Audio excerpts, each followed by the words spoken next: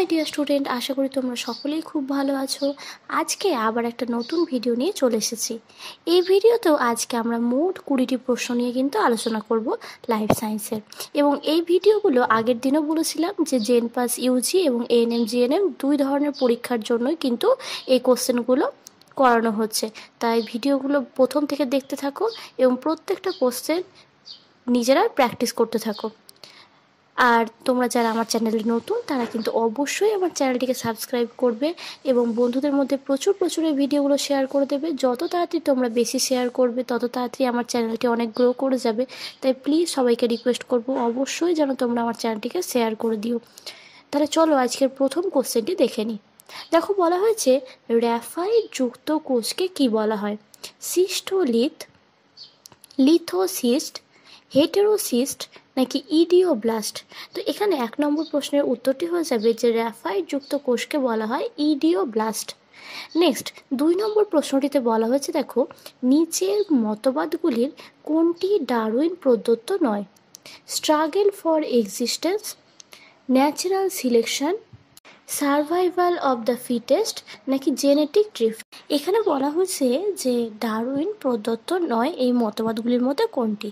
তো এখানে আনসার হয়ে যাবে হচ্ছে কি জেনেটিক ড্রিফট হচ্ছে কি ডারউইন প্রদত্ত নয়।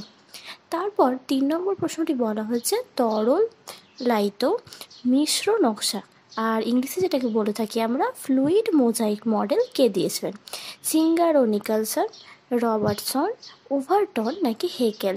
তো এখানে আমাদের 3 নম্বর প্রশ্নের উত্তরটি হয়ে যাবে যে এই মডেলটি দিয়েছিলেন বিজ্ঞানী সিঙ্গার ও নিকলসন। এরপর 4 নম্বর প্রশ্নটিতে দেখো বলা হয়েছে পানীয় জলে একটা রাসায়নিক মৌলের উপস্থিতির জন্য দাঁতগুলি ভঙ্গুর হয়ে যায়, মৌলটি কি জানতে চাওয়া হয়েছে? অর্থাৎ কি তোমরা শুনে থাকবে ফ্লুরোসিস বলে একটি রোগ হয়, সেক্ষেত্রে হচ্ছে কি দাঁতগুলি ভঙ্গুর হয়ে যাওয়ার সম্ভাবনা থাকে। তাহলে এই ফ্লুরোসিস রোগটি হয় কোন মৌলটির উপস্থিতির জন্য? অপশানগুলো চলো দেখে নিই। দেখো বলা হয়েছে বোরন, ক্লোরিন, ফ্লুরিন, মার্কিউরি। এখানে অ্যান্সার হয়ে যাবে ফ্লুরোসিস। এই কথাটা এসছে কি না, তো ফ্লুরিন, অর্থাৎ এখানে সি হয়ে যাবে সঠিক উত্তর। নেক্সট 5 নম্বর প্রশ্নটিতে বলা হয়েছে নিউক্লিক অ্যাসিড অনুপস্থিতি কোন কোষীয় অঙ্গাণুতে? অপশানগুলো কি কি? ক্লোরোপ্লাস্ট, মাইটোকন্ড্রিয়া, গলগি বস্তু নাকি রাইবোজোম? তো 5 নম্বর প্রশ্নের উত্তরটি হয়ে যাবে কোথায় অনুপস্থিত, না তো গলগি বস্তুতে। নেক্সট আমরা 6 নম্বর প্রশ্নটি দেখে নেব। দেখো বলা হয়েছে ফাজ ভাইরাসের মধ্যস্থতায় সম্পন্ন হয়।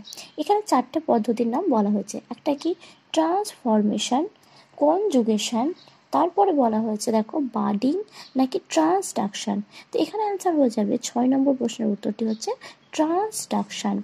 নেক্সট 7 নম্বর প্রশ্নটিতে দেখো বলা হয়েছে 70S রাইবোজোম যে লেখা থাকে দেখবে, তো এই এস কথাটা মানে কি সেটা বলা হয়েছে। কি কি রয়েছে অপশানে? অধঃক্ষেপণ গুণাঙ্ক, ভেদবার্গ একক, সংশ্লেষ হার নাকি এ ও বি উভয়? এক্ষেত্রে কিছু কিছু বই দেখবে যে এটা লেখা রয়েছে ভেদবার্গের একক এবং এটাকেই বলা হয় অধঃক্ষেপণ গুণাঙ্ক। তো এখানে অ্যান্সারটা তোমরা বিটা অ্যাকিউরেট হবে, কিন্তু এ ও বি উভয় এই অ্যান্সারটাও হতে পারে। তো চলো আমরা নেক্সট কোশ্চেনটি দেখে নিই, 8 নম্বরটি। দেখো বলা হয়েছে অনেকগুলি রাইবোজোম একত্রিত হয়ে একতন্ত্রী আরএনএ দ্বারা পরস্পর সংযুক্ত থাকলে তাকে কি বলে? পলিমার, পলিপেপটাইড, ওকাজাকি খণ্ড নাকি পলিজোম? তো এটাকে বলা হয় পলিরাইবোজোম বা পলিজোম বলা হয়ে থাকে। নেক্সট 9 নম্বর প্রশ্নটিতে দেখো বলা হয়েছে ফ্যাগোসাইটোসিস এবং পিনোসাইটোসিসকে একত্রে কি বলা হয়? এন্ডোসাইটোসিস, সাসপেনশন ফিডিং, সর্বভুক নাকি মিউকাস ট্র্যাপ? এখানে অ্যান্সার হয়ে যাবে যে ফ্যাগোসাইটোসিস এবং পিনোসাইটোসিসকে একত্রে বলা হয় এন্ডোসাইটোসিস। নেক্সট 10 নম্বর প্রশ্নটিতে দেখো বলা হয়েছে রাইবোজোমের অধঃএকক দুটিকে যুক্ত করে Ca2+, Mn2+, Mg2+ নাকি Na+?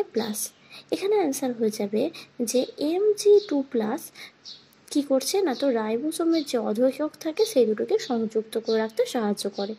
নেক্সট 11 নম্বর প্রশ্নটি একটা খুব ভালো কোশ্চেন। দেখো বলা হয়েছে একটি নিউরনের অ্যাকশন এবং অপর নিউরনের ডেনড্রাইটের সংযোগস্থলকে কি বলা হয়? তাহলে কি না তো একটা নিউরনের অ্যাকশন আর অন্য নিউরনের হচ্ছে কি ডেনড্রাইট, এই দুটোর যে সংযোগস্থল সেটাকে কি জিনিস বলা হয় সেটা জানতে চাওয়া হয়েছে। প্রথম অপশানে বলা রয়েছে স্থায়ী ব্রিজ, জাংশন পয়েন্ট, একটি সন্ধি, নাকি হচ্ছে একটি সাইন্যাপস। এটাকে বলা হয় হচ্ছে কি সাইন্যাপস বলা হয়। তাহলে এখানে আমাদের 11 নম্বর প্রশ্নের উত্তরটি হয়ে যাবে ডি। তোমাদেরকে আবারও বলে রাখি, প্লিজ তোমরা যারা আমার চ্যানেলে নতুন তারা অবশ্যই আমার চ্যানেলটিকে সাবস্ক্রাইব করে ভিডিও দেখো, আর বন্ধুদের মধ্যে প্রচুর প্রচুর এই ভিডিওগুলোকে শেয়ার করে দিতে যেন ভুলো না। চলো এবার আমরা নেক্সট 12 নম্বর প্রশ্নটি দেখে নিই। দেখো বলা হয়েছে ডোপামিন হলো হরমোন, ট্রান্সমিটার হরমোন, নাকি পলিস্যাকারাইড না উৎসেচক। তো এখানে 12 নম্বর প্রশ্নের উত্তরটি হয়ে যাবে যে ডোপামিন হচ্ছে কি ট্রান্সমিটার হরমোন। নেক্সট দেখো আর একটা নিউরন থেকে কোশ্চেন আছে, একটি নিউরন থেকে পরবর্তী নিউরনে স্নায়ু স্পন্দন পরিবহনে অংশগ্রহণ করে কে? অর্থাৎ কি একটা নিউরন থেকে কি হয় অপর নিউরনে কি হয় আমরা জানি স্নায়ু স্পন্দন পরিবাহিত হয়। তো এই যে পরিবহন করতে কে অংশগ্রহণ করে বা কে সাহায্য করে সেটা আমাদেরকে জানতে চাওয়া হয়েছে। অপশানে কি বলা হয়েছে অ্যাড্রিনালিন, কোলেস্টেরল, কাইনেটিন, নাকি অ্যাসিটাইল কোলিন। তো এখানে 13 নম্বর প্রশ্নের উত্তরটি হয়ে যাবে যে এটি সাহায্য করা হচ্ছে কি অ্যাসিটাইল কোলিন। নেক্সট 14 নম্বর প্রশ্নতে বলা হয়েছে সর্বাধিক শাখাযুক্ত ক্রেনিয়াল নার্ভটি হলো ভেগাস, ফেশিয়াল, অডিটরি, নাকি ট্রাইজেমিনাল। তো 14 নম্বর প্রশ্নের উত্তরটি হয়ে যাবে সর্বাধিক শাখাযুক্ত ক্রেনিয়াল নার্ভটি হচ্ছে ভেগাস। নেক্সট 15 নম্বর প্রশ্নটি দেখে নিই। দেখো বলা হয়েছে কোনো দম্পতির পুত্র সন্তান জন্মাবে যদি, দেখো অপশানগুলো কি দেওয়া রয়েছে, পিতার স্বাস্থ্য মাতার থেকে ভালো হয়। এটা কোনো অবস্থাতেই এই ধরনের ঘটনার সঙ্গে সেই দম্পতির পুত্র সন্তান হবে কি হবে না সেটা কিন্তু ডিপেন্ড করছে না, তাই এই অপশানটি প্রথমেই ভুল। দ্বিতীয় অপশানে দেখো বলেছে মাতৃত্ব গ্রহণের পূর্বে মাতা অধিক পরিমাণে প্রোটিন খাদ্য গ্রহণ করে, এটাও সম্পূর্ণ ভুল একটি তথ্য। তারপর 3 নম্বর বলা হয়েছে যে পুত্র সন্তানের XY ক্রোমোজোম থাকে, আর 4 নম্বর অপশানে বলা হয়েছে পুত্র সন্তানের XX ক্রোমোজোম থাকে। তো এখানটাতে একটু যদি এরকম হতো যে বাবার যদি XY মানে পিতার যদি XY ক্রোমোজোম থাকে এই অপশানটা দিলে হয়তো একটু বেশি অ্যাকিউরেট হতো।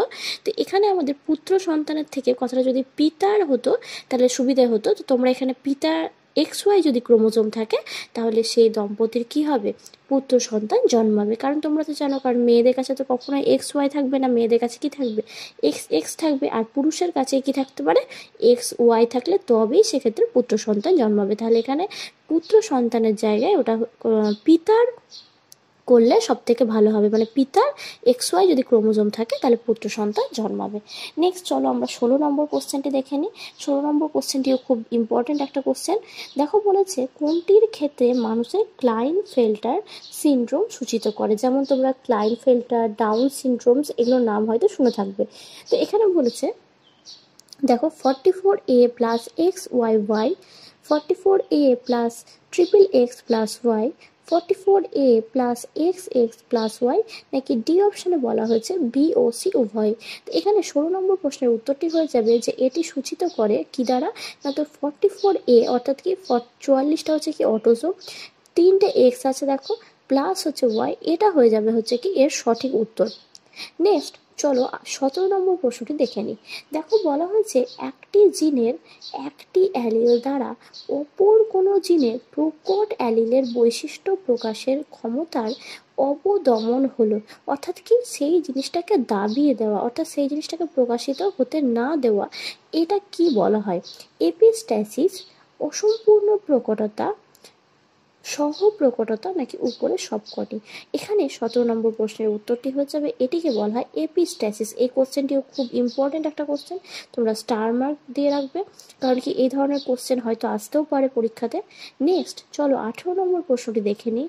দেখো বলা হচ্ছে আধুনিক ঘোড়া যে সময়কালে সৃষ্টি হয় সেটি হলো ইওসিন, মায়োসিন, প্লিওসিন, নাকি প্লিস্টোসিন। এখানে অ্যান্সার হয়ে যাবে কি আধুনিক ঘোড়া যে সময়কালে সৃষ্টি হয়েছিল সেটা হচ্ছে কি প্লিস্টোসিন যুগে। নেক্সট 19 নম্বর প্রশ্নটি বলা হয়েছে, দেখো ভেনাস হৃৎপিণ্ড কোথায় দেখা যায়? ব্যাঙ, মাছ, পায়রা নাকি গিনিপিগ? তো এখানে অ্যান্সার হয়ে যাবে কি ভেনাস হৃৎপিণ্ড দেখা যায় হচ্ছে কি মাছে। নেক্সট আমাদের আজকে লাস্ট কোশ্চেন, চলো দেখে নিই। দুটো স্তম্ভ দিয়েছে, স্তম্ভ 1 এবং স্তম্ভ 2। তো এখানে তোমাদেরকে বলে রাখি এটা কিন্তু 2 মার্কসের কোশ্চেন হিসেবে। দেখো বলা হয়েছে কি যে ADH hormone, aldosterone, renin, erythropoietin. এদিকে দেখো হরমোনের নামগুলো দেওয়া হয়েছে স্তম্ভ 1-এ। স্তম্ভ 2-এ বিভিন্ন কাজ দেওয়া হয়েছে।